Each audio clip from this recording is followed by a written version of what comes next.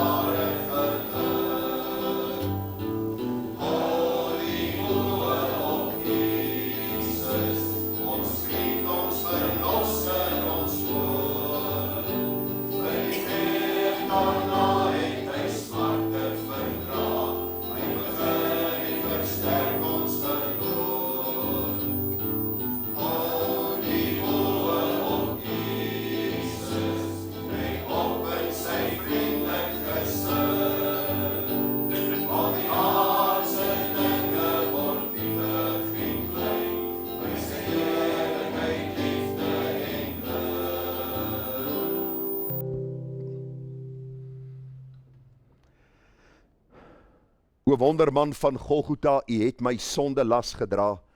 My hart is vol van lof tot u, o wonderman van Golgotha. Kom ons sing daar die Afrikaans eenmaal, die Engels eenmaal. Ons let op die woorde en ons dank die Here dat hy ons verlosser, heiland en Heer is.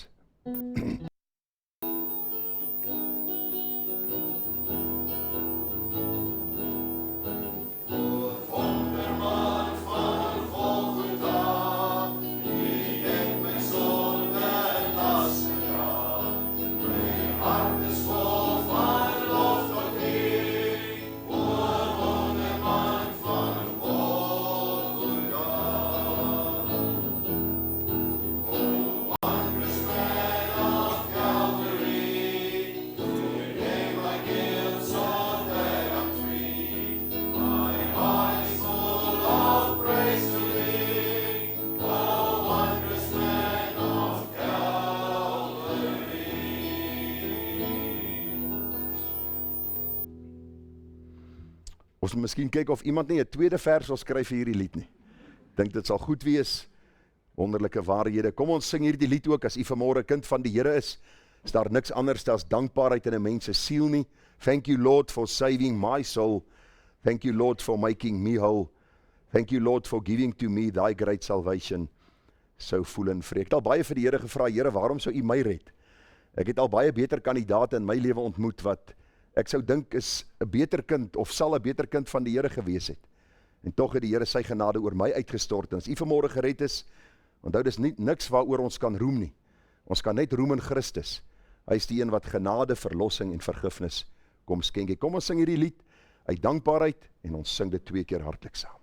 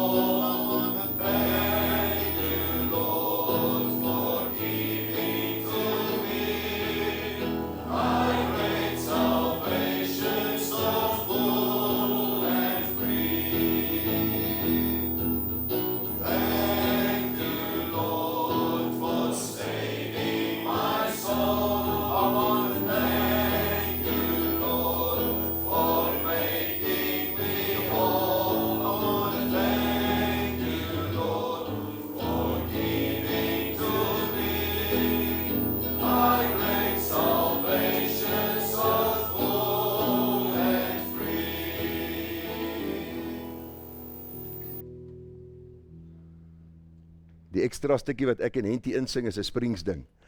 Ons sal u later vertel daarvan. Ons sing hierdie pragtige lied wat sê, o Heer my God, as ek in eerbied wonder en al u werke elke dag aanskou, die son en maan, die aarde, sterrewolke, hoe u dit elke dag so onderhou, dan sê die koorgedeelte, dan moet ek juig. Ons kan nie anders as ons na God se skepping kyk om te juig. Hy is my redder en my God. Kom ons sing hierdie pragtige lied, daar's 2 verse. Ons sing die 2 verse saam met die koorgedeelte hartlik saam.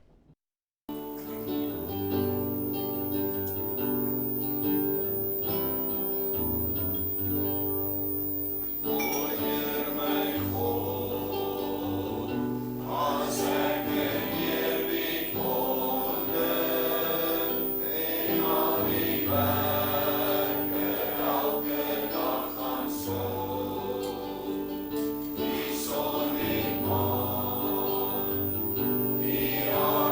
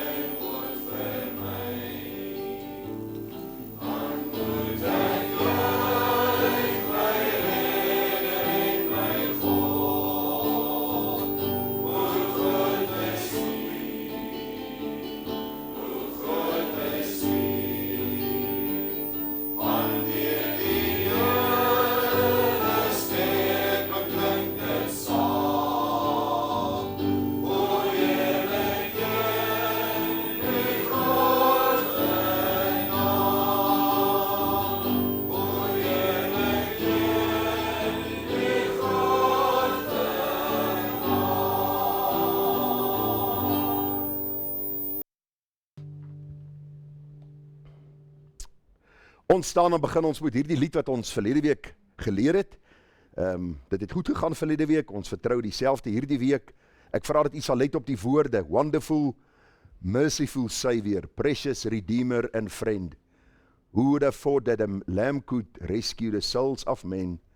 Oh, you rescue the souls of men. Daar's 2 verse koorgedeelte en dan 1 vers in die koorgedeelte. Ons staan, dan sing ons hierdie pragtige lied saam.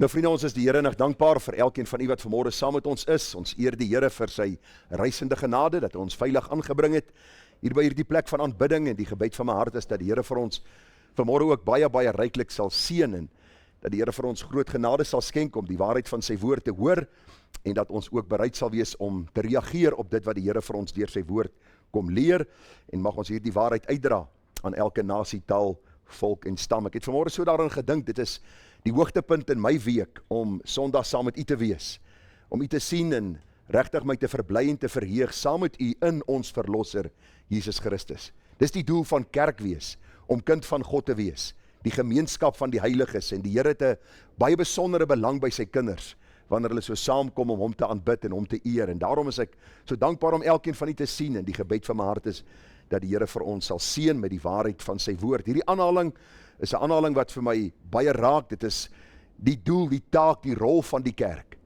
om mense wat aan die Here behoort te versterk in die geloof, maar mense wat die Here nie ken nie, regtig op te roep, dat hulle by daardie punt sal kom om dan ook 'n volle oorgawe te maak aan die Here. Ek is tans besig om 'n boodskap te luister van Dr. MacArthur, wat juis handel oor die gedagte van mense wat reken dat hulle aan die Here behoort, mense wat miskien die waarhede intellektueel verstaan en ken, en tog sê, weet jy, op 'n latere tyd sal ek 'n oorgawe aan die Here maak, sal ek my toewy aan die Here. En dit is vir my so eintlik so aangrypend as ek deur hierdie boodskap luister, dat dit die geval is met baie mense vandag reg oor die aardbodem.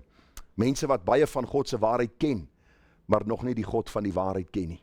Die gebed van my hart is dat ons as gemeente werklik ons saak met die Here sal skik, en as u nog die Here nog nie ken nie, dat u werklik vandag die welaangename tyd sal gebruik om te sê, Here, hier is ek, red my, verander my, sodat ek kan lewe tot u eer en u verheerliking. Ons sê ook baie welkom vir almal wat inskakel op ons sosiale media, daar is verskillende platforms waarop ons uitsaai. Ons sê vir hulle elkeen baie welkom, mag die Here vir hulle in besonder baie ryklik seën. Nou, verskillende mense kom by mekaar by huise, nou hulle sê vir my, hulle trek aan soos ons kerklede, en as daar nagmaal is, gebruik hulle nagmaal saam met ons, as ons 'n gemeente ete het hulle gemeente ete, na die tyd koffie, tee, so ek is dankbaar ook vir die gemeente in die kleine, en ons bid dat die Here vir hulle ook vanmôre in besonder ryklik sal seën. Daar is 'n paar afkondigings wat ek vlugtig aan u wil voorhou. U sal sien dat ons belangrike datums is op ons afkondigingsblaadjie aangebring. Daar is vanmôre nie sonnaskool nie. Dis nog vakansie. Ek dink die vakansie of die skool begin môre, né? Môre begin die skool, so dan volgende week sal ons seker weer dan aangaan met die sonnaskool. So ons vra dat u ook sal sien dat die Bermuda kinderhuis uitreik eers komende Saterdag is. Ek wil vra as julle wil deel in die uitreik, is julle baie welkom om maar te kontak en dan ook hierdie uitreik mee te maak. En dan ook is daar 'n susters afsluiting die 25ste van die maand. Nou ongelukkig is vandag die laaste dag wat jy kan bespreek. Hulle moet by die plekkie die getalle deurgee hoeveel mense sal kom, so ons vra dat u asseblief dan ook net by haar sal bespreek op die laaste vandag, dis R100. Dan is dit nou ontbyt en ingesluit en dan die funksiekie wat daar elke jaar is, en dit is altyd 'n baie geseënde dag, so as die susters saamkom en rondom die waarheid van God se woord stil staan. Dan is daar die 15de November ons sonnaskool piknik. Ons gaan weer daar by Lukas en Jelyn se plaas wees, dis 'n baie lekker plek en elke jaar geniet ons dit daar. Ons misbruik dit nie, ons gebruik dit net een keer 'n jaar. So ons is altyd dankbaar om so toe te gaan.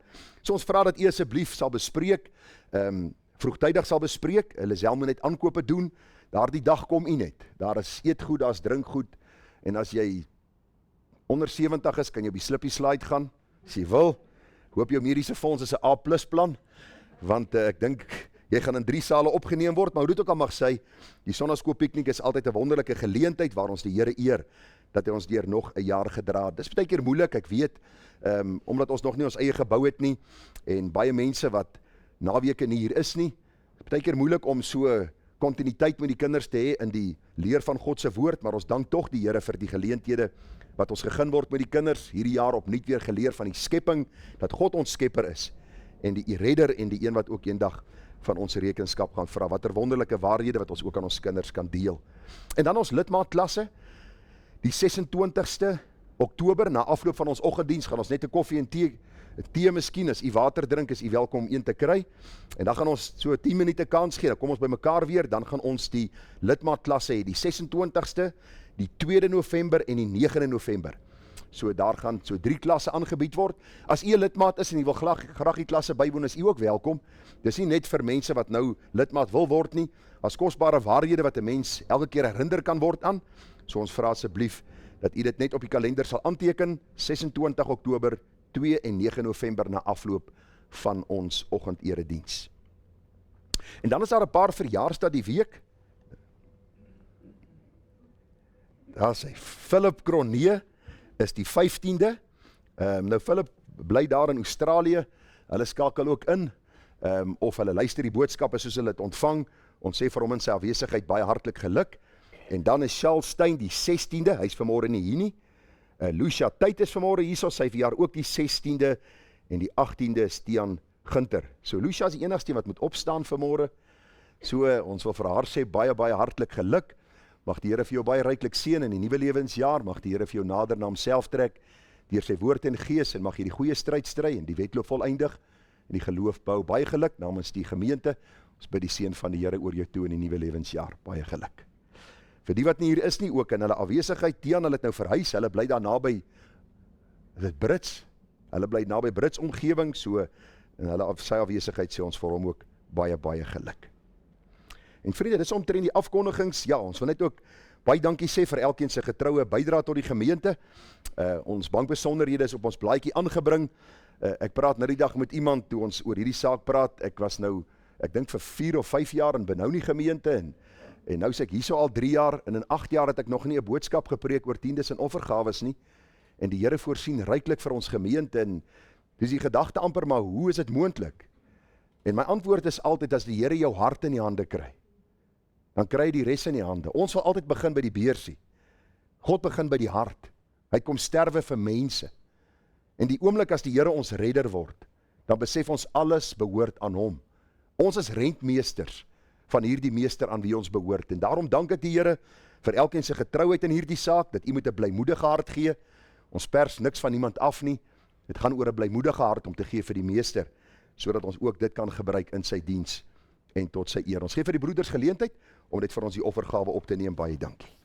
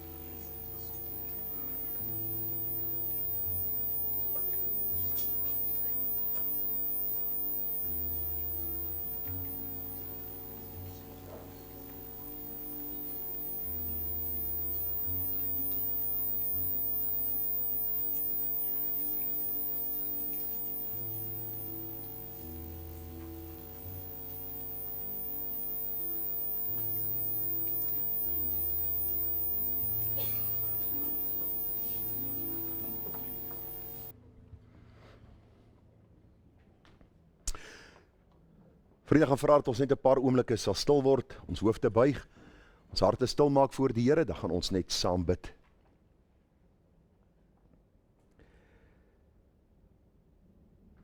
Ons Vader, ons dink aan daardie pragtige lied wat sê, wie maak die reën, wie maak die dou, wie maak die heerlike sonskyn? Luister na my, dan sê ek vir jou, dit is Jesus. Dit is Jesus. Die tweede vers sê, wie red 'n siel? Wie maak hom vry? Wie skenk die ewige lewe? Luister na my, dan sê ek vir jou, dit is Jesus. Dit is Jesus. Vader, dankie vir Christus, die gestuurde lam, die sondelose volmaakte wat na hierdie wêreld gekom het, wat in tyd gekom het, wat onder mense kom woon het, om 'n eenmalige verlossing aan die kruis te bewerk. Die een wat as onskuldige lam geslag is, sodat elkeen wat aan hom glo nie verlore mag gaan nie, maar die ewige lewe kan hê. Vader, dankie vir die Heilige Gees. En alhoewel ons nie vanmôre die Gees se werking met ons blote oog kan sien nie, sê u woord dat u in ons midde teenwoordig is en dat u in ons werk, om te wil sowel as om te werk na u welbehaag. Ek het vanmôre daaraan gedink, toe ek in gebed voor u stil was, dat daar geen liefde in my hart vir u sou wees, as u dit nie kon bewerk het nie. Daar sou geen haat vir sonde gewees het, sou u dit nie in my hart kon werk het nie. Daar sou geen begeerte gewees het na die redding van siele, as u dit nie deur u Gees in my hart kon werk het nie. Daarom, Here, is die volle omvang van ons verlossing iets wat u begin, wat u in stand hou en wat u sal volëindig. Daarom loof en prys ons u wonderlike naam. Want wie is daar soos u, Here, onder die gode? Here, wie is soos u, verheerlik in heiligheid, in roemryke dade, een wat wonders doen. O Here, wie is soos u? Dink so aan die deursnee kerke van vandag, wat dink dat as iemand nou gesond word, is dit 'n wonderwerk, of as iemand se been langer word, of hulle finansies word herstel, of dis 'n wonderwerk. Here, ek dink ons tas in die donker rond, wat die grootste enkele wonderwerk is, wanneer u 'n sondaar uit die duisternis oorbring, na u wonderbare lig. Die kerk het sy fokus verskuif na wat mense se begeertes is, in plaas van na Christus, want hy is die een wat vervulling, en verlossing, en sin en doel bring aan hierdie lewe. Augustinus, die groot kerkvader, het dit so mooi gesê, man's soul is restless, until it find rest in thee. Vader, dankie vir Christus, en dankie vir u Gees wat ons lei na Christus, en ons lei in die volle waarheid. Vader, baie dankie vanmôre vir hierdie geleentheid, dankie vir elke liewe een wat hier is, van die jongste tot die oudste. Ons dank U, dat nie een hier ingestap het per toeval nie, maar dat U dit beskik en bepaal het, in harte gewerk het, dit moontlik gemaak het, hulle veilig bewaar het, sodat ons vanmôre eer kan bring aan U. Ek dank U vir elkeen wat weergebore is, wat vanmôre hier sit, wat lief is vir U, en Here, deur hulle werke en deur hulle dade wys hulle dat U 'n goeie werk in hulle begin het. Ons bid vanmôre vir hulle wat hier is, wat U nog nie ken nie, dat U genadig en barmhartig sal wees, en Vader, dat U vir hulle ook 'n werklikheid sal word deur die Seun, wat vergifnis en verlossing bring. Ons bid vanmôre vir ander gemeentes wat met U waarheid besig is, dat U hulle ryklik sal seën met al die geestelike seëning in Christus Jesus ons Here. Want Vader, dit gaan nie oor ons gemeente per se nie, maar dit gaan oor die kerk van Jesus, oor die lengte en breedte van hierdie land en wêreld. En mag daar vanmôre ook in die heerlikheid van die hemel vreugde en blydskap wees, wanneer sondaars hulle tot U bekeer. Ek bid ook nou vir vanmôre se erediens, waar ons gaan stilstaan by ons gedeelte in Genesis 18 en 19, dat U vir my groot wysheid sal gee vir hulle wat moet luister, wysheid en insig, genade, dat ons die waarheid van die woord kan hoor en bereid kan wees, om dan ook te gaan doen wat U van ons vra. Ons het nodig, Here, om die verderf te werk in ons tyd, maar ons moet dit doen met die liefde van Christus, in sagmoedigheid, met nederigheid van hart, sodat ons ook rus vir ons siele kan vind. Dankie vir U waarheid wat onfeilbaar is, onveranderlik is, en mag die waarheid van U woord 'n landingsplek vind in ons harte, tot eer van U heilige naam. Gemeente, genade, barmhartigheid en vrede word vir U geskenk van God ons hemelse Vader, en ook van ons dierbare Here Jesus Christus, en dit word kragtig vermenigvuldig deur die werking van sy Gees hier by ons. Amen. Hierdie pragtige lied gaan oor die bruidsgemeente. As ons weergebore is ons Christus se bruid. Hy gaan kom om ons te kom haal. Ons sing hierdie pragtige lied. Nou daar is 3 verse, dan sing ons die koorgedeelte, en dan 2 verse in die koorgedeelte. Baie dankie. Ons meester het my reg gehelp daar, ons waardeer dit. Kom ons staan, as ons die noot kry, dan sing ons hartlik staande.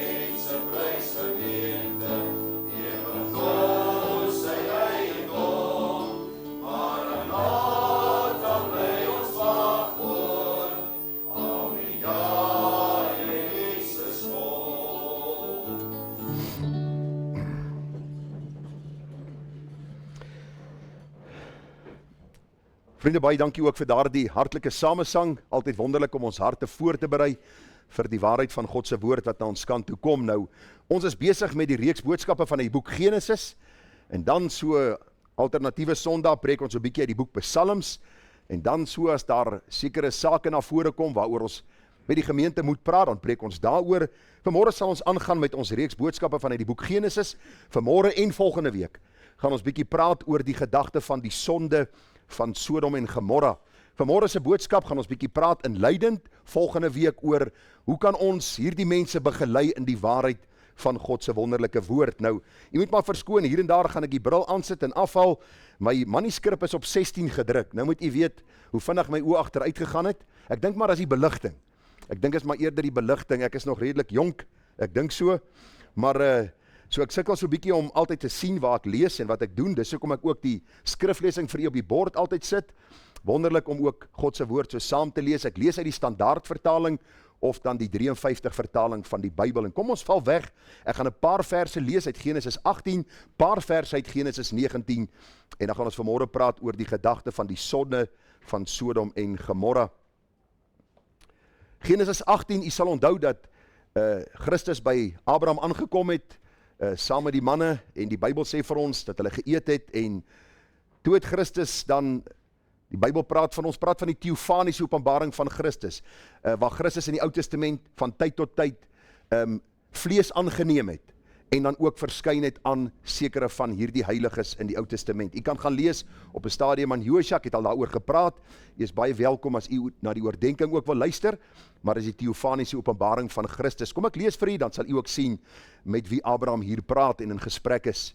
Daar staan, ek wil neerdal, dit is Christus wat praat, en sien of hulle werklik gehandel het soos die geroep oor hulle is, wat by my gekom het, en so nie, ek wil dit weet.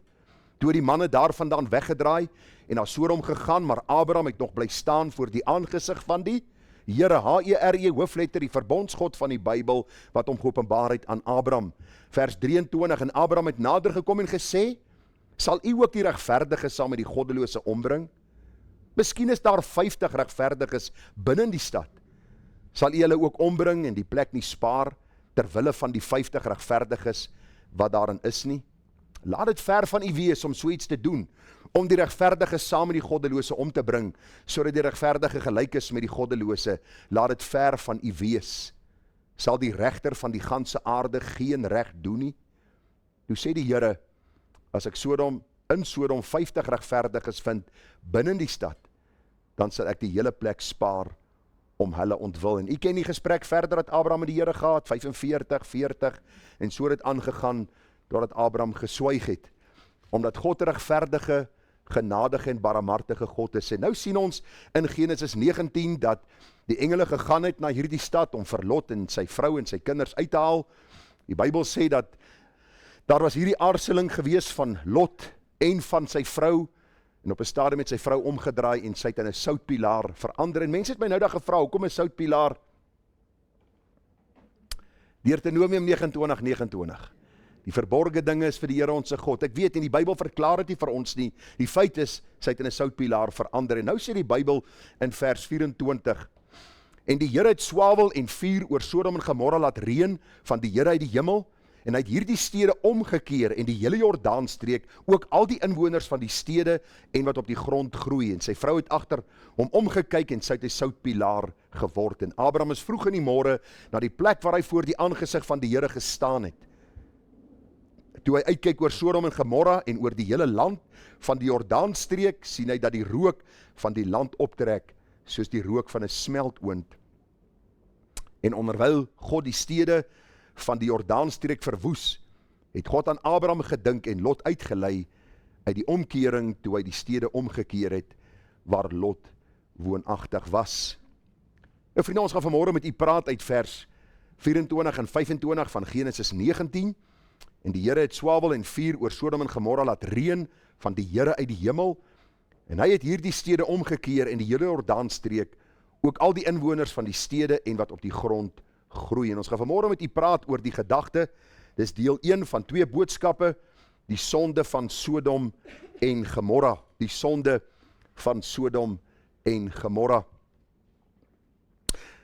Nou vriende, as ons vanmôre met u gaan praat oor hierdie baie besondere tema, die sonde van Sodom en Gomorra, dan wil ek begin deur te sê dat ek dink daar is alreeds mense wat baie ongemaklik voel met die tema wat ek vanmôre aangekondig het, en dit vir die meeste 'n steen des aanstoot sal wees, want u sien, vir die meeste mense is die woordjie sonde 'n taboe in ons dag en tyd.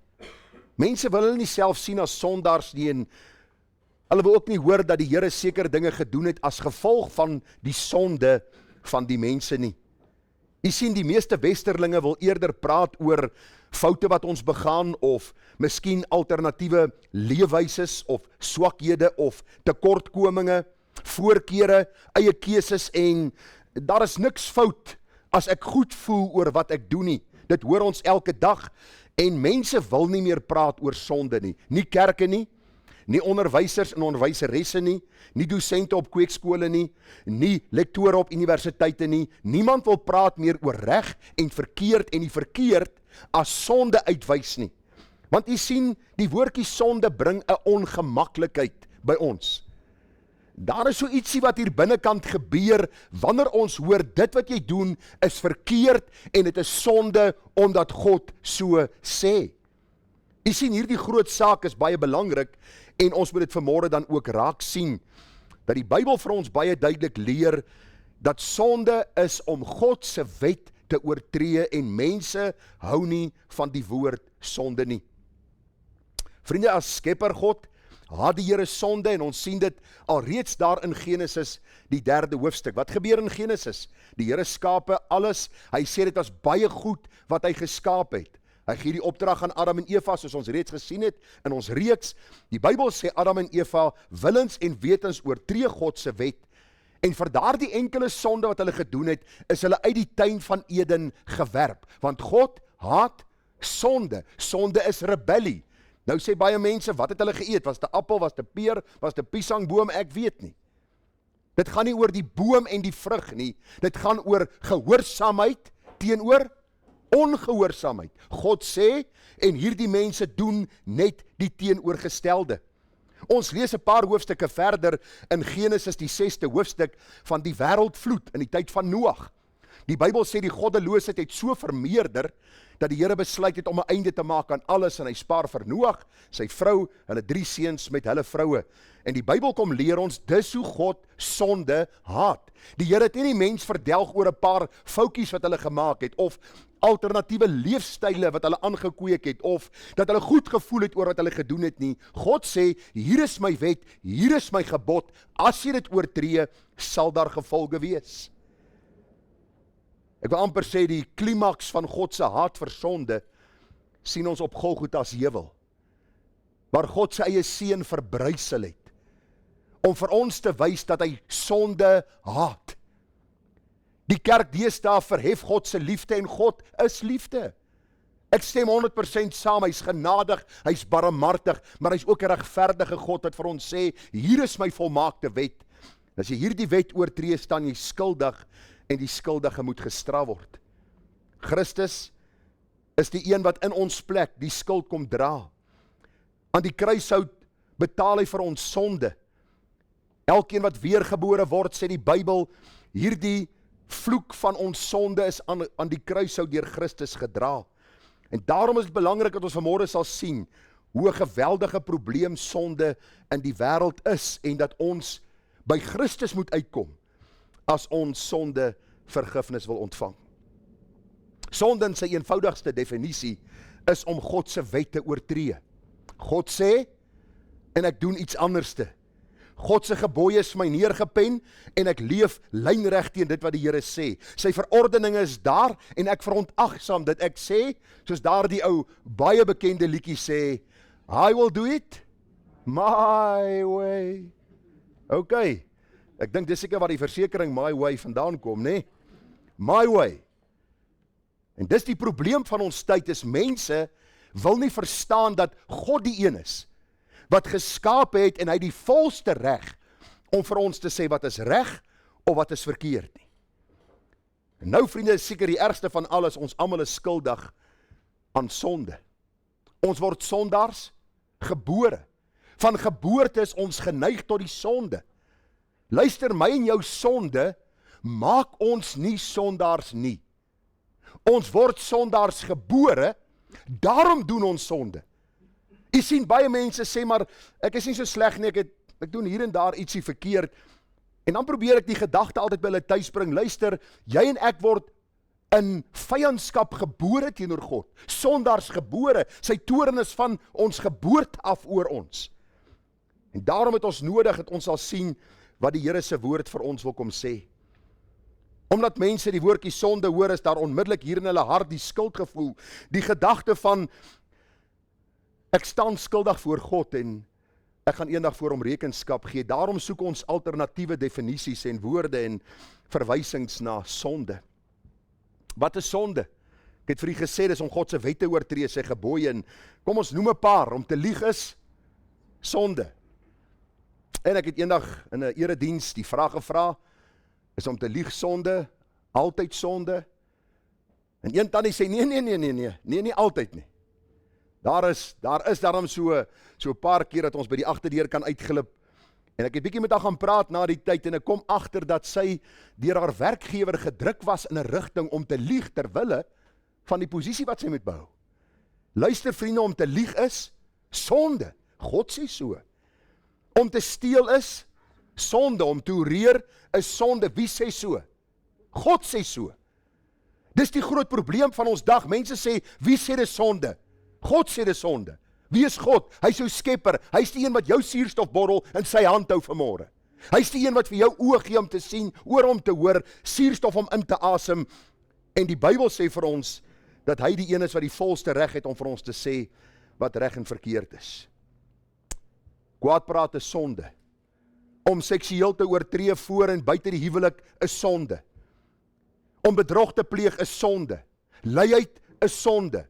Homoseksualisme is sonde. Aborsies sonde. Dronkenskap, toorn, woede, laster, skandelike taal uit jou mond. En ons kan 'n lys maak van die dak af tot op die grond en terug en weer tot op die grond. En ons sal sien dat God het 'n bepaalde wet in sy woord van ons gegee.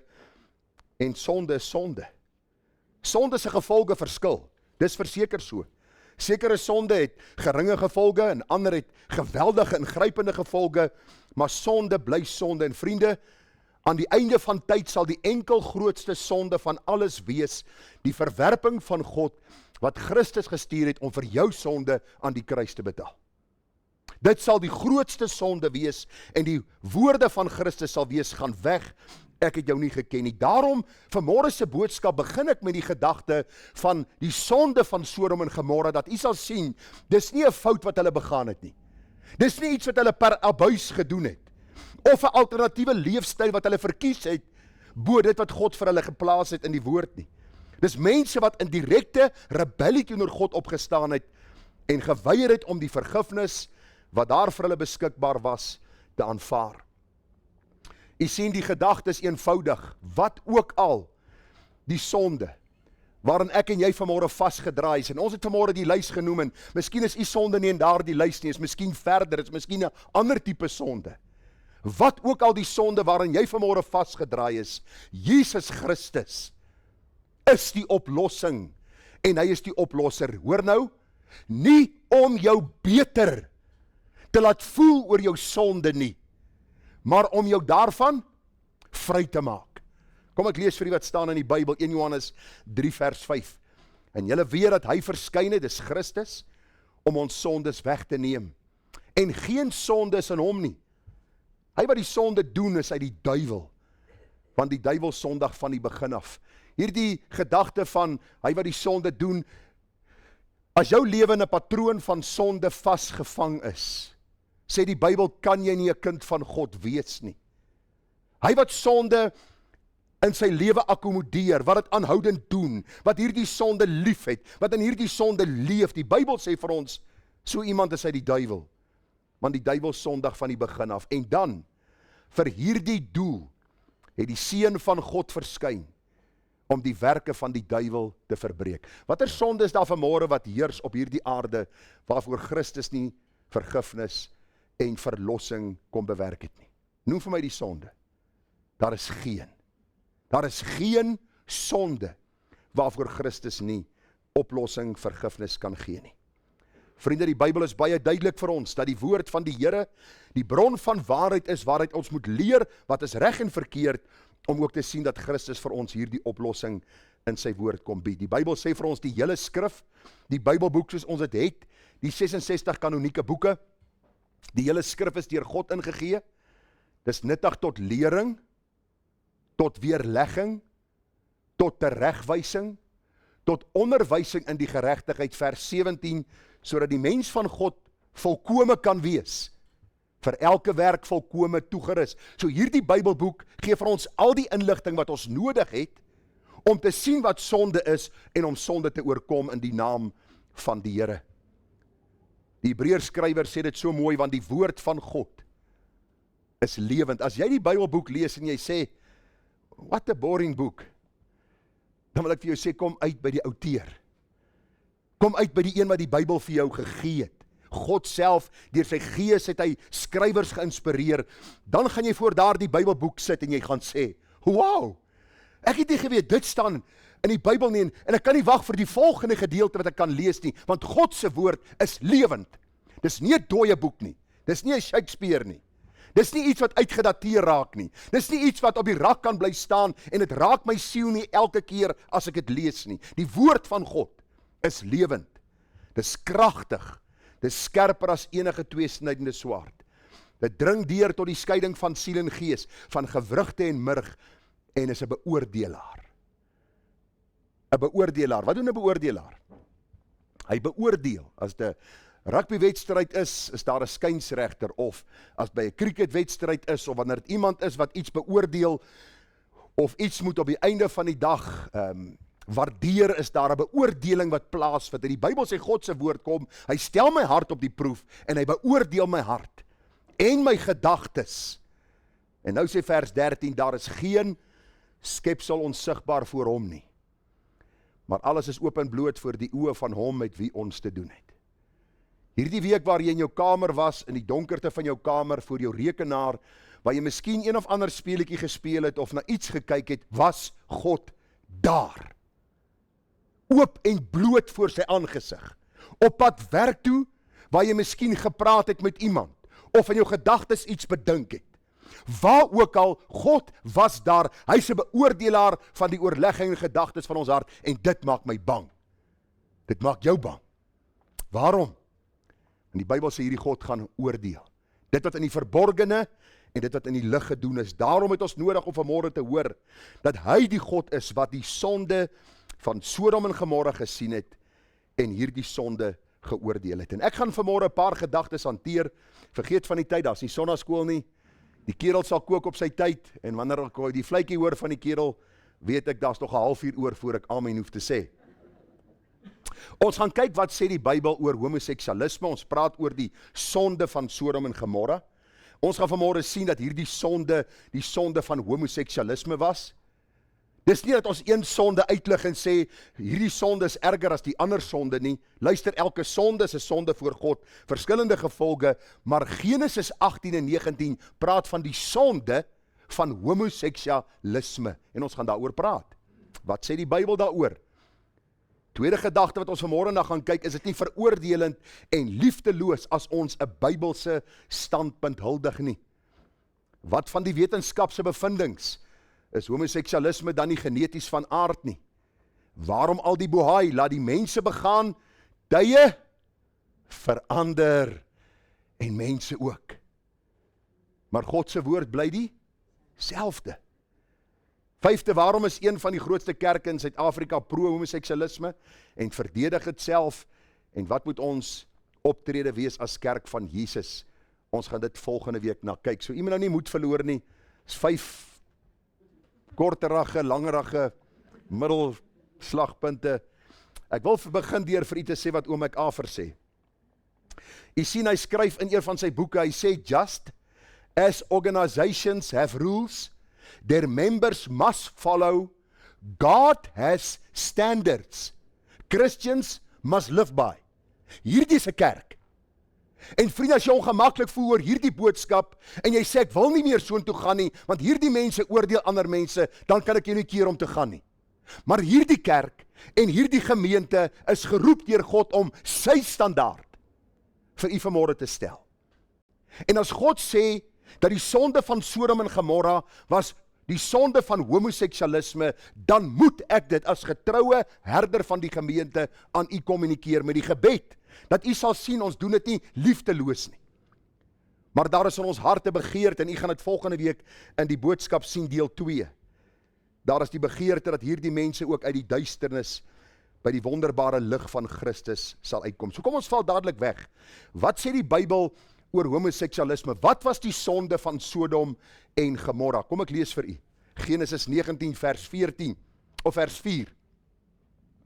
U onthou die man het nou in Sodom en Gomorra gekom, hierdie engele wat saam met Abraham en Christus daar geëet het. Christus en Abraham is daar om te kyk oor Sodom en Gomorra. Die Bybel sê die engele het na die stad gegaan om vir Lot en sy gesin uit te lei.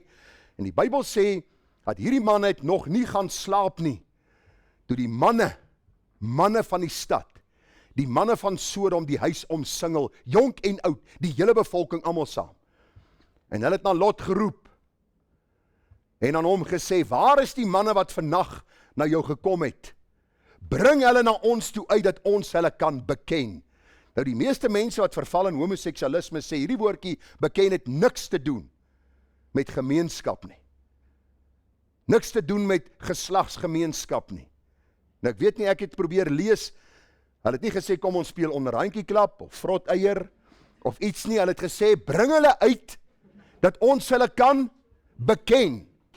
Daarop gaan Lot na hulle toe uit voor die ingang en sluit die deur agter hom toe, hoor nou, en sê my broers, hierdie vers is vir my een van die skokkendste verse in die Bybel.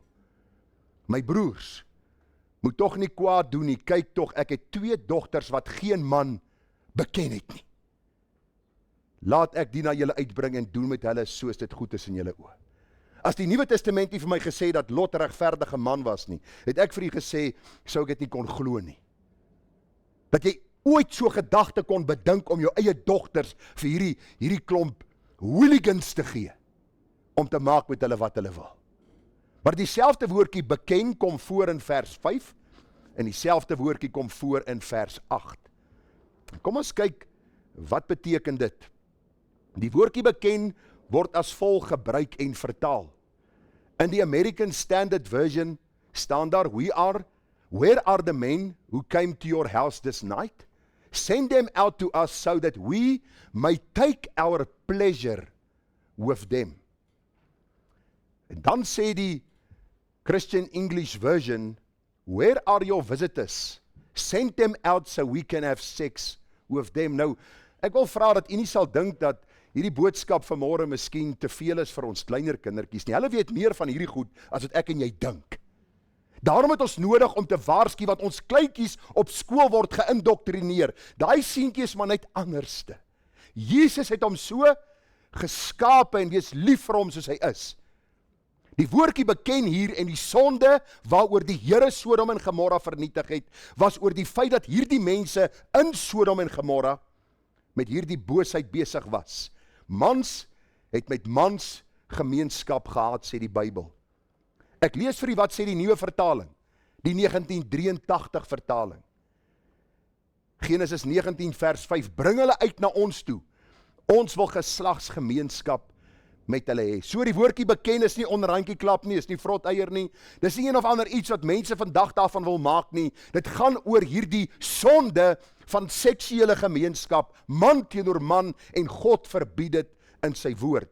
So wat sê die Bybel oor homoseksualisme? Ons gaan vanmôre verder kyk daarna. Genesis 4:17 gee vir ons 'n baie mooi beskrywing van die woordjie beken. En Kain het sy vrou beken. Sy het swanger geword en Henog gebaar. So beken, daar is geen onduidelikheid in die Bybel daaroor nie. Dis 'n sonde, dis geslagsgemeenskap tussen 2 mans en God haat dit. Soos hy enige ander sonde haat hy ook hierdie sonde. Daarom moet die kerk van die Here Jesus die wagter op Sions muur wees, wat die waarskuwing uitbasuin, dat ons in die dag en tyd, waar hierdie goed net aanvaar word, die basuin hard en duidelik blaas, dat God ook genadig en barmhartig sal wees oor mense. Levitikus 18:22 sê, met 'n manspersoon mag jy ook geen gemeenskap hê, soos 'n mens met 'n vrou het nie. Dit is 'n gruwel. Ek wil nie vra dat ons as kerk van Jesus ook nie sal verval in om name te noem vir hierdie mense. Skelname, goed vir hulle toevoeg, wat die Bybel ook nie vir ons gee nie. Hierdie sonde is 'n gruwel voor die Here, verseker. Daarom moet ons vanmôre waarskuwend optree. Die Good News Bible sê, no man is to have sexual relations with another man. God hates that. En ek wil vir julle sê, vriende, moenie dink omdat God sekere dinge toelaat vir 'n bepaalde tyd, dat God hierdie goed nie gaan straf nie. Hierdie mense alleen lewe in van die geweldigste ongemaklike omstandighede en situasies binne hulle self. Van die wreedste moorde in die wêreld word gepleeg deur mense wat in hierdie sonde vasgevang is. Gaan lees die statistieke, gaan lees dit wat ondersoek word. As hulle 'n liggaam vind met 17 of 18 of 20 steekwonde, is die eerste ding wat hulle kyk, was hierdie persoon nie in 'n seksuele verhouding met 'n man of 'n vrou, as 'n man was met 'n man, 'n vrou met 'n vrou nie. Jy moet tog nie dink hulle is so gelukkig soos hulle lyk in hulle sonde nie, want God sal nooit vrede en geluk bring in die hart van hulle wat met sonde vasgevang is nie. Die nuwe vertaling sê jy mag nie 'n homoseksuele verhouding hê nie. Dis 'n afstootlike sonde. Ons gaan nou daarby kom. Die NG Kerk in Suid-Afrika gebruik die 83 vertaling Bybel. Hulle eie Bybel sê, wat hulle vertaal het, jy mag nie 'n homoseksuele verhouding hê nie. Tog orden hulle predikante in hulle kerk wat homoseksuele is. Hoe 'n mens die Bybel so kan verdraai, weet ek nie, ek verstaan nie. Al wat ek vanmôre net sê, ons is nie hier om oor 'n kerk te praat, ek is hier om vir u te sê, die kerk het die verantwoordelikheid om die Bybel te verklaar. Wat sê die Bybel oor homoseksualisme? Dis 'n afstootlike sonde voor die Here. Levitikus 20 vers 13, en as 'n man met 'n manspersoon gemeenskap het, soos 'n mens met 'n vrou het hulle albei iets gruweliks gedoen. Hulle moet sekerlik gedood word, hulle bloedskuld is op hulle. Het jy al gedink as 'n homoseksueel gedood moet word vir sy sonde, hoe vinnig sal hierdie, ek wil amper sê hierdie nuwe trend verdwyn? Hoe vinnig sal al die kasdeure toeslaan? Want almal klim uit die kas uit deesdae, nê? Die kasdeure sal vinnig toeslaan as die eerste ou met klippe doodgegooi word. Dink mooi wat ek vir u sê. Ons moet dink aan die werklikheid van God se woord. Die nuwe vertaling sê 2 mans wat homoseksueel verkeer doen 'n afskuwelike sonde.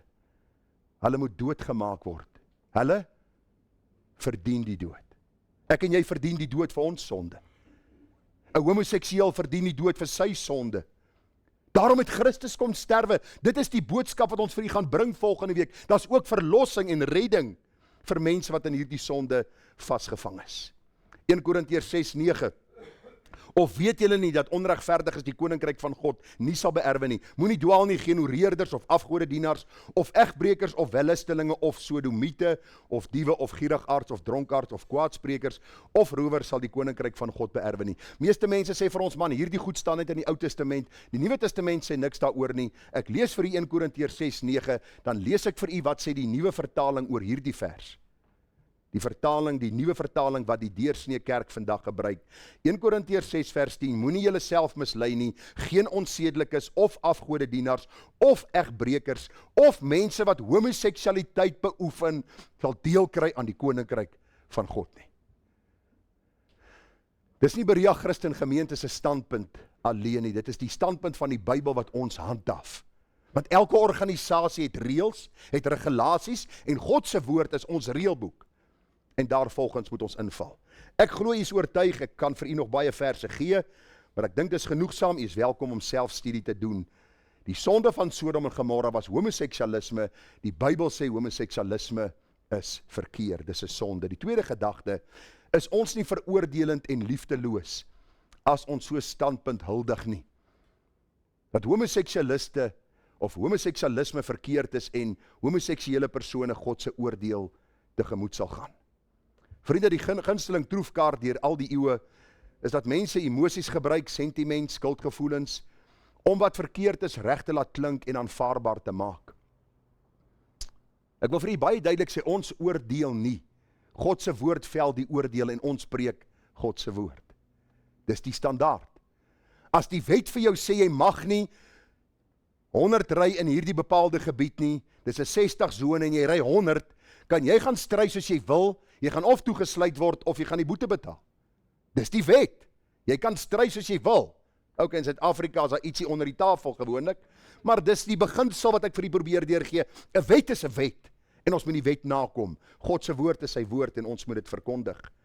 Die baie bekende gedeelte, ek gaan dit vanmôre gou vir u verklaar, gaan poog om dit in 2 of 3 minute te doen.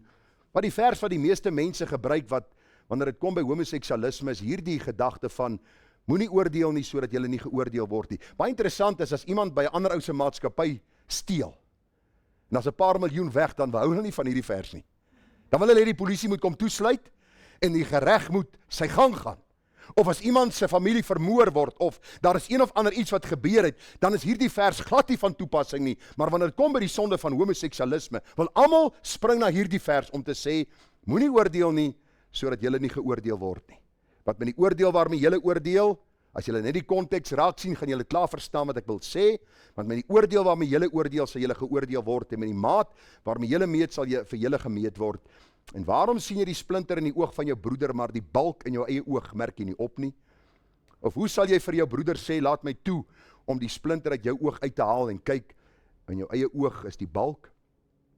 Geveinsde, haal eers die balk uit jou eie oog uit, en dan sal jy goed sien, om die splinter uit die oog van jou broeder uit te haal. Maar pas op vir die valse profete, wat in skaapsklere na julle toe kom, en van binne roofsigtige wolwe is. Aan hulle vrugte sal julle ken. Die eenvoudige antwoord hier is, ek kan nie iemand beoordeel en sê, jy mag nie 'n homoseksueel wees nie, God gaan jou oordeel. Intussentyd is ek een. Jy moenie steel nie, maar ek steel. My hand is in die koffer. Jy moenie lieg nie, maar ek lieg van die môre tot die aand, en soos dit vir my gepas is, lieg ek. Moenie toornig word nie, maar ek is die ou wat vuis wys op die pad, en ek ry mense van die pad af, en ek klap 'n ou teen 'n oor en doen allerhande snaakse goed. Dis wat die gedeelte sê. Moenie staan en sê, luister, moenie dit doen nie, en jy self is skuldig, en jy's in die praktyk om dit te doen nie. Dr. MacArthur, ek haal hom weer aan, hy skryf, hy sê, as the context reveals, this does not prohibit all types of judging. There is a righteous kind of judgment we are supposed to exercise with careful discernment. Hypocritical and self-righteous judgment are forbidden, but in order to fulfill the commandments that follow, it is necessary to discern and to judge. Jy en ek oordeel ons kinders. Calvin moet dit nie doen nie. Wat doen ek? Ek oordeel. Ek sê vir hom, dit wat jy nou doen is verkeerd. Pa, wie sê dit is verkeerd? God sê dit is verkeerd. Ek is die gesag in die huis, en jy doen nie wat die Here sê nie, en ook nie wat ek sê nie, want die Here het my aangestel. So maklik, so eenvoudig soos dit. In ons samelewing is almal 'n wet vir hulle self.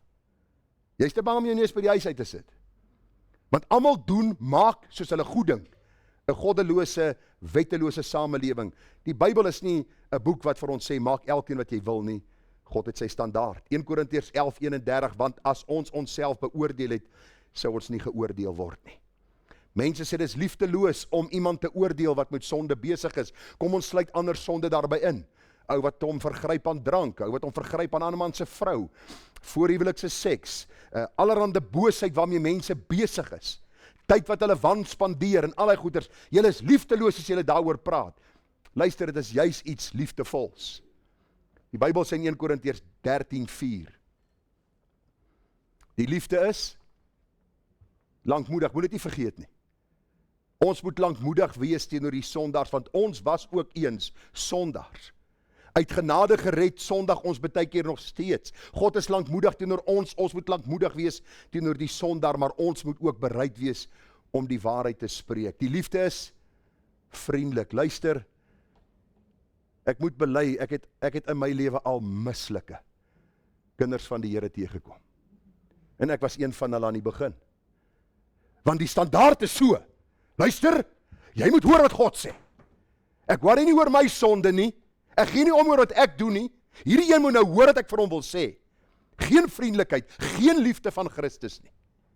Luister, die liefde is lankmoedig en vriendelik, is nie jaloers nie, praat nie groot nie, is nie opgeblaas nie, handel nie onwelvoeglik nie, soek nie sy eie belang nie, word nie verbitterd nie, reken nie kwaad nie toe nie. Vers 6 is belangrik, met alles wat ons vooraf gesê het. is nie bly oor die ongeregtigheid nie, maar is bly saam met die waarheid. As jy werklik lief is vir iemand, sal jy genoeg omgee vir hulle siele, dat hulle nie eendag in die hel beland nie. Gister het ons gebraai. Wat jy nou nie jaloers maak om te sê wat ons gebraai het nie. Maar het was lekker ribs. Dit was vark vir u wat nie vark eet, vergewe my. Dit was so saties en so paar hoenderboutjies vir my vrou. Nee? Maar toe ek by daai vuur staan en ek krap hom so oop en daai geweldige hitte slaan so op, toe dink ek spesifiek aan God se hel. Ek dink myself, hoe verskriklik moet dit wees om vir ewig God se oordeel tegemoet te gaan. Gaan ek en jy liefdeloos wees om vir 'n sondaar in sy sonde te los en hom nie te waarsku nie? Mag dit ver van ons wees om die sondaar net te laat begaan. Mag ons genade vind om die sondaar op te roep om hom te bekeer tot God, want ek gaan nie eendag iemand oordeel nie, die Here self gaan hulle oordeel. As ons die ritsonde sien wat die Bybel saam met homoseksualisme lys in 1 Korintiërs 6:10, die Bybel praat van hoereerders, afgodedienaars, egbrekers, wellustelinge, diewe, gierigaards, dronkaard, kwaadsprekers, rowers, dan sien ons dat God die oordeel vel in sy woord. En dat ons sonde moet beoordeel aan die hand van sy ewige woord. Vriende, die derde gedagte vanmôre.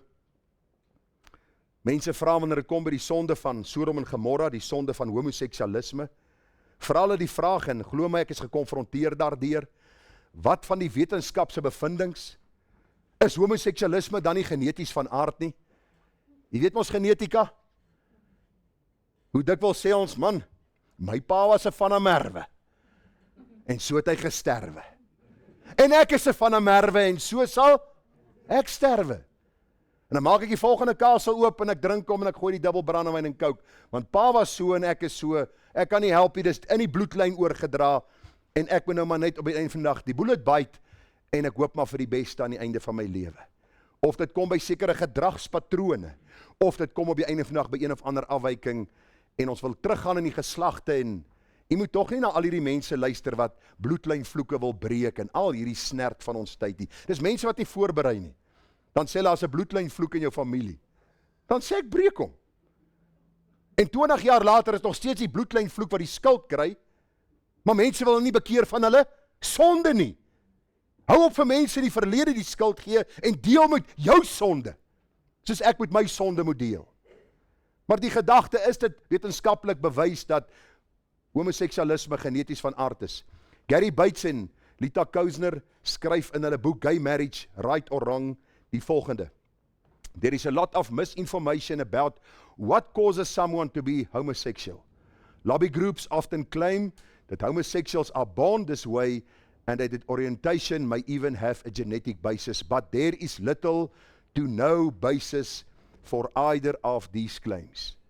Vandag hoor jy al hoe meer, jy lees al hoe meer in tydskrifte, jy lees al hoe meer in koerante en op die sosiale media dat dit geneties van aard is. Ek is so gebore en daarom leef ek my potensiaal net uit. En ek wil vir vanmôre sê ons moet onthou, sonde kan nie hergedefinieer word nie. Sonde kan nie ligter gemaak word nie. Sonde, sê God is, sonde is om sy volmaakte wette oortree. Nou een van die mense wat die homoseksuele gemeenskap voorhou as 'n gesagvol om te bewys dat homoseksualisme is geneties van aard, is die neurofisioloog Dr. Simon Levy.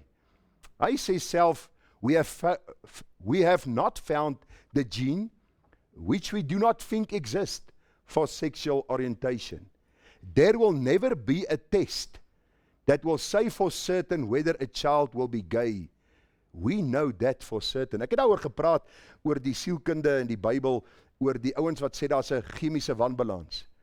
Moet tog nie glo dat daar 'n chemiese wanbalans is nie. Daar's geen ou in die wêreld wat 'n chemiese wanbalans kan bewys nie. Hoor wat ek vandag vir u sê, dit is feite. Gaan luister na die wetenskaplikes en die ouens wat werklik hierdie goed ondersoek. Moenie luister na wat die wêreld sê nie, want hulle sê vir ons, die aarde het uit niks ontstaan nie, spontaan nogal.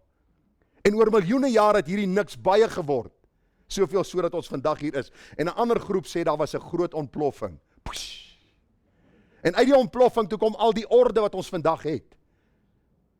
Dis die dwaasheid van die wêreld wat ons vandag mee te doen het. Vriende, kom ons kyk wat sê hierdie man verder. Hy sê it is important to stress what I didn't find. I did not prove that homosexuality is genetic or find a genetic cause for being gay. I didn't show that gay men are born that way. The most common mistake people make is interpreting my work. Nor did I locate a gay center in the brain. Time and time again, I have been described as someone who proved, dan sit hy in aanhalingstekens siek, that homosexuality is genetic. I did not. Dis een van die ouens wat hulle graag wil aanhaal om dit te sê.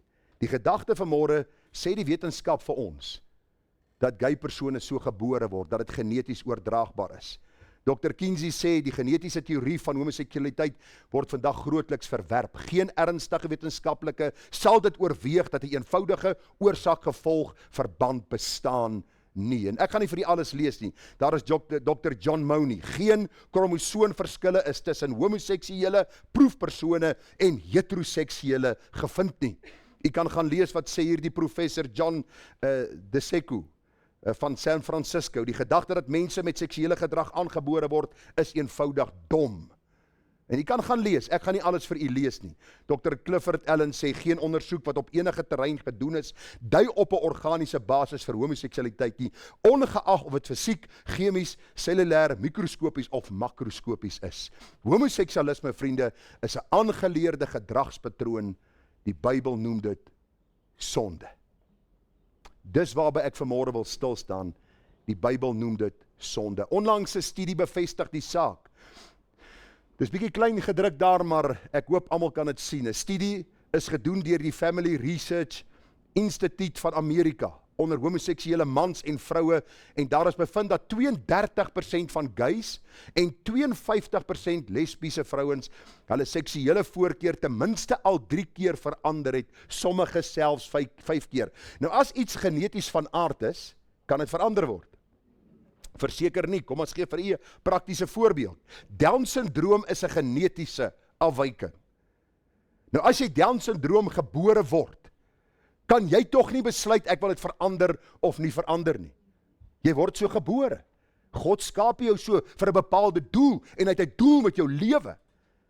Jy is nie 'n minderwaardige persoon nie, inteendeel. Die Bybel sê God het jou geskape vir daardie bepaalde doel. Vriende, dit staan ongelukkig vas dat jy nie 'n genetiese afwyking kan verander nie. Tog sê hierdie mense dat homoseksualisme is geneties van aard, en tog verander hulle dit soos en wanneer hulle wil. En dan 'n baie interessante statistiek wat ek gesien het. Hulle probeer deur propaganda leuns versprei dat soos 10% van alle volkere homoseksueel is. Dit terwyl 'n intensiewe studie in Brittanje getoon het dat net sowat 0,4% van mans gay of homoseksueel is.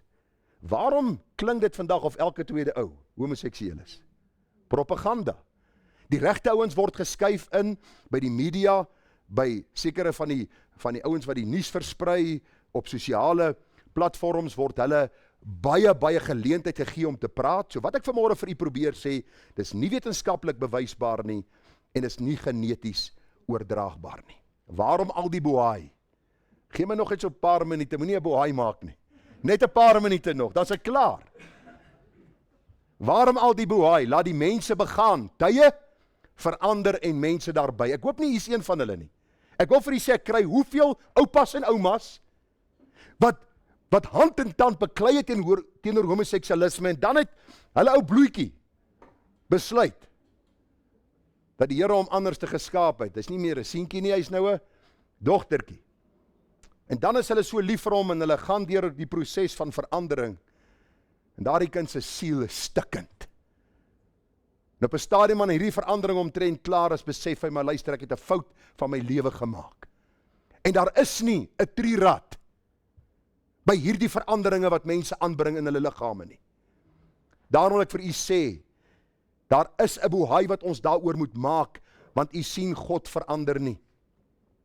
Vriende, die bohaai gaan oor ons bekommernis, dat mense wat hierdie kerk en die samelewing mislei word, die ewige poel van vuur tegemoet gaan sonder God en hoop, as ons hulle nie waarsku nie. Het jy al gedink daar by jouself as jy by 'n hek wag staan en die mense stop daar en hulle sê vir jou, luister, ek wil deurgaan, jy sê, ek kan nie deurgaan nie, hier's 'n geweldige sinkgat, 'n afgrond van omtrent 300 meter, as jy deurgaan, gaan jy verongeluk, en die ou sê, staan uit my pad uit, ek wil ry, jy sê, jy kan nie ry nie, jy gaan verongeluk, en hierdie ou gaan nog steeds voort en is by die afgrond af. Het jy daarom iets gedoen? Het jy 'n poging aangewend? Ja, en dis wat ons doen, ons is hier die wagters by die poorte van die hel, en ons probeer vir mense sê, pas op, dat jy nie aangaan met jou sonde nie. Daar is 'n oordeel van God wat sal kom, en hoor wat sê Jesegiel 33 vers 8, as ek aan die goddelose sê, o goddelose, jy sal sekerlik sterwe, en jy spreek nie om die goddelose vir sy weg te waarsku nie, dan sal hy, die goddelose deur sy ongeregtigheid sterwe, maar sy bloed sal ek van jou hand eis. Ons is vandag so liefdevol, dat ons almal in hulle sonde laat begaan, want ons is bang vir konfrontasie. Die Here sê, hy sal daai sondaar se siel van jou hand en my hand eis. Die Bybel sê, maar as jy die goddelose waarsku, vir sy weg, dat hy hom daarvan moet bekeer, en hy hom nie bekeer van sy weg nie, hy ry deur die hek, en hy ry by die afgrond af, en hy is dood, dan sal hy deur sy ongeregtigheid sterwe, maar jy het jou siel gered. Sê vir hulle vers 11, so waar as ek leef, spreek die Here, Here gewis, ek het geen behaag in die dood van die goddelose nie, maar daarin, dat die goddelose hom bekeer van sy weg en lewe. Bekeer julle van julle verkeerde weë, waarom tog wil julle sterwe, o huis van Israel? Ek sien onlangs op sosiale media, en dit was in die koerante ook gewees, waar 'n homoseksuele paartjie nou as predikantspaar in 'n gereformeerde kerk bevestig is, as die nuwe predikantspaar. En die klomp gebrabbel van die predikante daar, om hulle alternatiewe leefstyl te aanvaar, en na die tyd is haar hande opgelê vir hulle, deur 20 predikante, wat teenwoordig was, en die seën van die Here is afgebid oor hulle bediening. En ons vra nog, waarom gaan dit in Suid-Afrika, soos dit gaan? Ons bal die vuis na God, en ons sterg hom, en ons laster hom, en binne sy kerk maak ons wat ons wil. En mense sê, laat hulle begaan. Waarom al die bohaai? As die mense in die gemeente hulle so aanvaar, hoekom nie ons nie? Want die Bybel sê, ons kan dit nie doen nie. Die bohaai is omdat dit buite God se orde is. Die Here sê in Genesis 1:27, man en vrou. Hoor wat sê die Here vir die man en vrou, wees vrugbaar en vermeerder. Ek het nog nooit gehoor van 'n gay persoon wat gekraam het nie. Ek is baie ernstig oor dit. Ons sê dis geneties van aard, God het hulle so geskape, dis die bloudruk van hulle lewe, dis wie hulle is. En God gee hulle nie geleentheid om ook te kraam, en ook 'n ou kindjie te hê, in hierdie verhouding wat hulle sien, as deur God geïmplementeer nie. Ons spot, ons laster die God van die Bybel. Waarom? Omdat ons dwaas geword het in ons oorlegginge en ons gedagtes van ons hart. As God homoseksuele so gemaak het, is hy daarom uiters wreed, dat hy nie ook aan hulle die vermoë gegee het, om te vermeerder deur geslagsgemeenskap, bevrugting en voorplanting nie. Waarom kan hulle nie? Omdat God dit nie so bedoel het nie, is buite sy orde. Een man, een vrou. Adam, Eva. Waarom die bohaai? Omdat die aanvaarding daarvan poog om die fondasie waarop die kerk gebou is te vernietig. Jy sien, die samelewing wil hê die kerk moet aanpassings maak, terwyl die kerk onder die gesag van Christus staan. Hy is die hoof van die kerk, nie ek nie.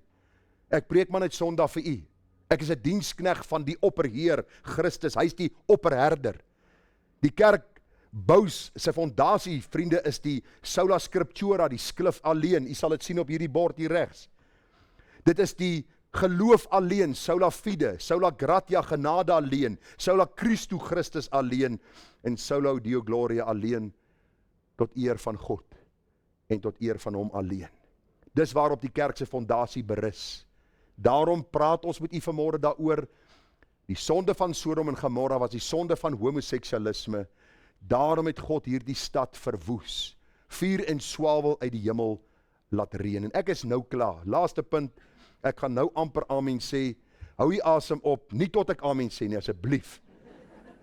Want dan is die probleem, groot probleme. OK, waarom is een van die grootste kerke in Suid-Afrika pro-homoseksualisme? En jy weet wat 'n kerk praat ek van vanmôre. Dis nie net die Nederduitse gereformeerde kerk nie, maar baie ander kerke wat nou aanpas en sê, maar kom ons verdraai hierdie mense, kom ons skryf dit in ons kerk in, kom ons trou hulle. So net solank hulle by mekaar bly, een man vir een man en een vrou vir een vrou. Waarom is die grootste kerk in Suid-Afrika aan kerke pro-homoseksualisme en verdedig dit selfs? Ek het baie daaroor gedink en wil ek dit vanmôre sê, en ek sê dit vir u met baie versigtigheid, maar as ek die skrif bestudeer, is daar baie waarheid wat na vore kom in dit wat die skrif vir my leer.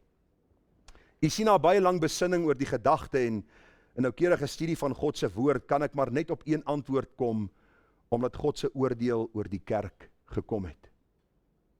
Dis harde woorde, maar luister net wat sê die Bybel, nie wat sê ek nie. Luister wat sê die Bybel. Romeine 1 vers 18 sê, want die toorn van God, word van die hemel af geopenbaar oor al die goddeloosheid en ongeregtigheid van die mense wat aan ongeregtigheid die waarheid onderdruk. Die meeste mense wat aan homoseksualisme vasgevang is, weet dit sonde. Hoor wat ek hier sê? Hulle gewete sê dit vir hulle, die natuur sê dit vir hulle, God se woord sê dit vir hulle. Hulle weier net, hulle onderdruk dit. Hulle druk dit af. Ek sal nie luister nie, ek gaan doen wat ek wil. I will do it my way. OK. Jy moet dit nou nie vir jou vrou hierdie week sing wanneer sy haar koers inslaan nie, né? Doe hom net vir jou gepreek Sondag. OK. Van die mense wat aan ongeregtigheid die waarheid onderdruk. Lees saam met my, vers 20. Want sy onsigbare dinge kan van die skepping van die wêreld af en sy werke verstaan en duidelik gesien word, naamlik sy ewige krag en goddelikheid, sodat hulle geen verontskuldiging het nie. Jy kan nie eendag voor God se troon onkunde pleit nie. Onkunde van die wet is geen verskoning nie. So het ek geleer toe ek gestudeer het in die regte. Onkunde van die wet is geen verskoning nie. Jy kan nie vir die edelagbare sê edelagbare, ek het nie geweet hierdie ding is verkeerd nie. Dan gaan hy vir jou sê, maar hoor hierso, nou leer ek dit vir jou. En daar is vir jou 'n plek geboek in 'n sel. Weet nie of jy daai sel Kentucky gaan bedien nie, maar daar gaan 'n sel vir jou wees. Jy weet mos hoe gaan dit in Suid-Afrika. Vers 21. Omdat hulle, alhoewel hulle God geken het, om nie as God verheerlik of gedank het nie, maar hulle dwaas geword in hulle oorlegginge en hulle onverstandige hart is verduister. Terwyl hulle voorgee dat hulle wys is, het hulle dwaas geword. Daarom het God hulle ook in die begeerlikhede van hulle harte oorgegee aan onreinheid om hulle liggame onder mekaar te onteer. Wat is God se oordeel oor mense wat die waarheid bly onderdruk? Jaar in en jaar uit bly hulle die waarheid onderdruk. Wat doen die Here? Die Bybel sê, die Here gee hulle oor aan hulle sonde om hulle liggame onder mekaar te onteer. Hulle wat die waarheid van God verruil het vir die leuen en die skepsel vereer en gedien het bo die Skepper wat geprys moet word tot in ewigheid. En ek gaan nie nou amen lees nie, want dan dink jy ons is klaar en dan wil u gaan, so vergeet van daai amen eers. Vers 26. Daarom het God hulle oorgegee aan skandelike hartstogte, want hulle vroue het die natuurlike verkeer verander in die wat teen die natuur is. En net so ook het die manne die natuurlike verkeer met die vrou laat vaar en in welles teenoor mekaar ontbrand. Manne het met manne skandelikheid bedrywe en in hulself die noodwendige vergelding van hulle dwaling ontvang. En nou kom ons by die antwoord uit oor waarom ek sê die oordeel is oor hierdie kerke wat hierdie sonde aanvaar. Vers 28, en omdat hulle dit nie die moeite werd geag het om God in erkentenis te hou nie, het God hulle oorgegee aan 'n slegte gesindheid om te doen wat nie betaam is nie. Hulle is vervul met allerhande ongeregtigheid, hoerery, boosheid, hebsug, ondeug, volnydigheid, moord, twis, bedrog, kwaadaardigheid. Mense wat al ken hulle die verordening van God goed, dat die wat sulke dinge doen, die dood verdien, die dinge nie alleen self doen nie, maar ook hulle goedkeuring gee aan en skenk aan die wat dit doen. Luister, jy kan vanmôre sê ek is nie homoseksueel nie. As jy jou goedkeuring skenk aan hulle wat dit doen, is jy een met hulle. Is jy saam met hulle. Is dieselfde oordeel van God oor jou, soos oor hulle. Ek het vir u gesê, ons kan sonde nie akkommodeer nie. Ons moet in liefde die waarheid praat. Maar ook hierdie waarheid vir mense gee, dat God gee mense oor. As hulle bly die waarheid onderdruk aan hierdie boosheid en hulle lewens word vernietig. 2 Tessalonisense 2 vers 11, en daarom sal God hulle die krag van die dwaling stuur, om die leuen te glo, sodat almal geoordeel kan word wat die waarheid nie geglo het nie, maar behaag gehad het in die ongeregtigheid. Hoe kan 'n professor by 'n kweekskool vir sy studente leer dat homoseksualisme is nie sonde nie, God het ons so geskape, kom ons wees lief vir mekaar in hierdie breë verwysing van God se liefde. Kom ons orden jou as predikant, bring jou predikantsmaatjie saam. Ek wonder hoe noem hulle dit, dominee en?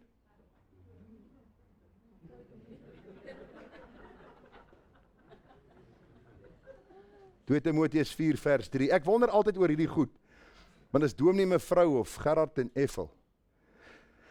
Want daar sal 'n tyd wees wanneer hulle die gesonde leer nie sal verdra nie, maar omdat hulle in die gehoor gestreel wil wees, vir hulle 'n menigte leraars sal versamel volgens hulle eie begeerlikhede. En die oor sal afkeer van die waarheid en hulle sal wend tot fabels. Want u weet waarom die kerke allerhande sondes akkommodeer vandag. Van saamblyery, van dronkenskap, egbreek, van dobbelary. Ek het onlangs 'n verslag van 'n kerk gelees waar hulle mense aanmoedig om met wysheid te dobbel. Dis die nuwe verslag wat die synode saamgestel het. Jy moet net wys wees. As jy vasbrand, maak 'n lening by die kerk. Teen 30% rente. Dit was nie in die verslag nie. Ek probeer nou 'n bietjie oordryf. Maar die Bybel sê vir ons, hulle sal hulle wend tot fabels. Waarom versamel ons leraars? Want ons is lief vir sonde. Ek het begin met sonde. Ons is lief vir sonde. Jy is lief vir sonde. Ek is lief vir sonde. Luister, ons is lief vir sonde. Daarom het ons die wedergeboorte nodig, dat God ons lewend kom maak, dat ons die sonde kan teëstaan. Dis alleen in sy krag dat ons dit sal kan doen. Anders te gaan ons ook vir ons leraars versamel, wat volgens ons eie begeerlikhede praat. Volgende week gaan ons kyk na 'n boodskap van hoop vir die homoseksuele. Maar ek wil afsluit met wat ek mee begin het, wat Dr. MacArthur gesê het. Just as organizations have rules their members must follow, God has standards Christians must live by. Handelinge 17:11, Berea Christen gemeente, dis hoe ons gestig is. Hierdie woorde staan op ons logo van ons gemeente. Handelinge 17:11, hierdie mense was edelmoediger as die in Thessalonika. Hulle het die woord met alle welwillendheid ontvang en elke dag die skrifte ondersoek of hierdie dinge so was. Ek vra jou vanmôre, moenie kwaad wees vir my nie. Moenie hier uitstap en sê, ek sal nooit weer my voete in sy kerk sit nie. Wat ek jou wil vra vanmôre, ondersoek die skrif vir jouself. Gaan doen moeite vir jouself. Gaan lees wat sê die Bybel.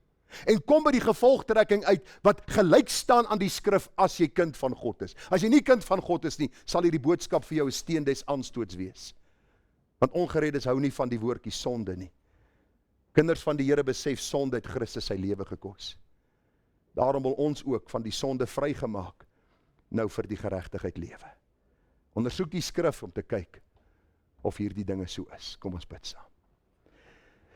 Vader, ons wil vanmôre kom bid dat u mense wat vasgevang is in die sonde van homoseksualisme, dat u hulle in genade sal aansien en vir hulle hoop en lewe, vergifnis en genade sal skenk. Sonde bied nooit wat dit beloof nie. Sonde bring altyd hartseer, spyt, verwyte, vernietiging. O God van genade en barmhartigheid, ons bid, dat u asseblief ons harte deur u Gees sal bewaar, dat ons nie kompromieë sal aangaan en u oordeel oor ons lewe bring nie. Help ons om soos wagters op Sions mure met liefde, maar ook met erns te waarsku. En bid ons dat u in harte sal werk om siele te red en mense by die kruis uit te bring. Vader, ek loof u en ek prys u wonderlike naam. Amen. Ons gaan hierdie Reformation song saam sing. Dit gaan oor hierdie soulas wat op die regterkant is. Dit gaan oor die fondasie waarop die kerk van Jesus gebou is. We will trust God's word alone, where his perfect will is known. Our tradition sift like sand, while his truth forever stand. Nou gaan ek so maak, almal eerste vers, die dames, die tweede vers, en as Henty help, verskoon hom, hy weet wie hy is, hy ken sy identiteit, sy vrou vra net altyd, hy moet help. Maar ek wil graag hê die dames met die tweede vers sing, almal die koor. Dan gaan die mans die derde vers sing, almal die vierde vers in die koor. As jy die mekaar raak, sing saam. Kom ons staan en sing ons die pragtige lied.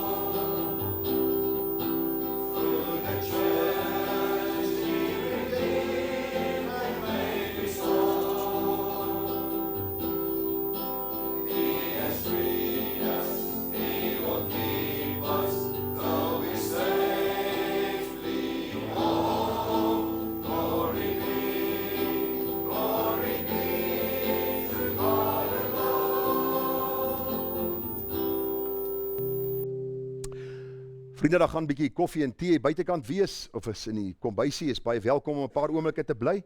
Ontvang die seën van die Here, dan gaan jy ook in sy vrede. Die genade van ons Here Jesus Christus en die liefde van God ons Vader, die troopsoekende gemeenskap van sy Heilige Gees, wees en bly met ons, herinner ons aan hierdie groot waarhede en help ons om in liefde die waarheid te praat, sodat kosbare siele soos brandhout uit die vuur geruk sal word. Amen.